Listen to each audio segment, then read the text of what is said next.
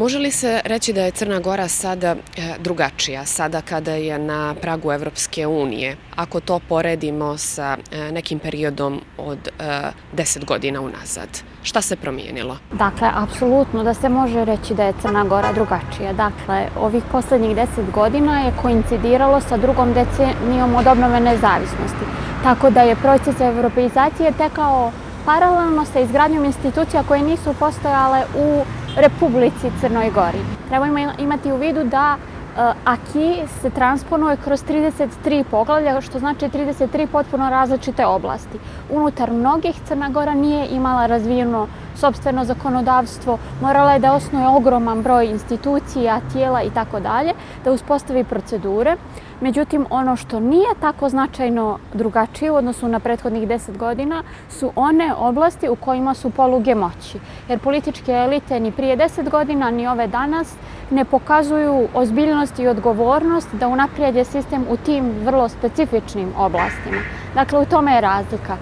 Europeizacija jeste donijela mnogo promjena, ali još uvijek nije donijela dovoljno promjena u pojedinim oblastima, a naročito kada je u pitanju vladavina prava. Koje institucije i koji propisi su se u najvećoj mjeri promijenili?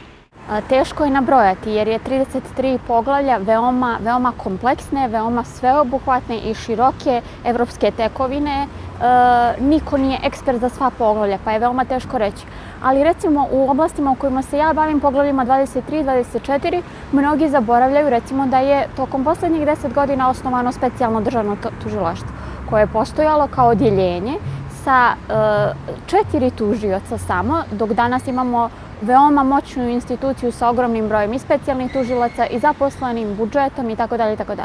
Također, Agencija za sprečavanje korupcije je također osnovana u ovom obliku tokom posljednjih 10 godina. Kako bi mogli reći koje je to pozitivne promjene nametnula Evropska unija, a što to vidite kao negativne ili loše stvari ovog procesa? Dakle, potpuno sam sigurna, poznajući našu zemlju, da bez procesa evropske integracije mi ne bismo krenuli u tako sveobuhvatne reforme. Za malu Crnu Goru je bio ogroman izazov da transponuje evropski aki. Jer dakle, vi imate jednu paradoksalnu situaciju da zemlja koja je veličine jednog srednjeg grada u Evropskoj uniji treba da funkcioniše jednako kao višemilijonske zemlje, moćnih ekonomija, moćnih institucija, duge tradicije javne uprave. I to je objektivno izazov, to bi bilo teško za bilo koju zemlju. Ono što je problem je što naša administracija traži načine da zadrži sebi uvijek dovoljno prostora da može da nastavi sa svojim balkanskim praksama. I to je ono što je loše.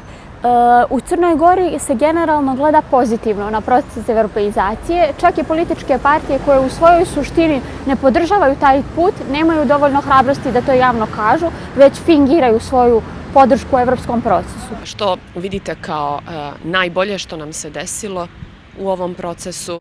Tu je ogroman broj benefita. Dakle, bez Evropske unije mi ne bismo imali pristup fondovima koji su omogućili izgradnju ogromnog broja institucija, obuke zaposlenih, razmjena iskustava. Dakle, mi imamo besplatno za sve javne politike u Crnoj Gori podršku evropskih eksperata koji čitaju naše zakone, analiziraju našu praksu, daju preporuke. To zaista predstavlja jedno vanredno stanje u razvoju svake zemlje. Razvijene zemlje nemaju takve mogućnosti. Dakle, da imate na raspolaganju administraciju Evropske unije koja je u ovom trenutku najrazvijenija na nivou čovječanstva, da rade sa vama, da unapređujete stanje u čak 33 oblasti koje obuhvataju razne stvari. Od industrije, ribarstva, privrede, poreza itd. Tako da to je za nas nemjerljiv doprinos i dakle ne može se ni na koji način osporiti.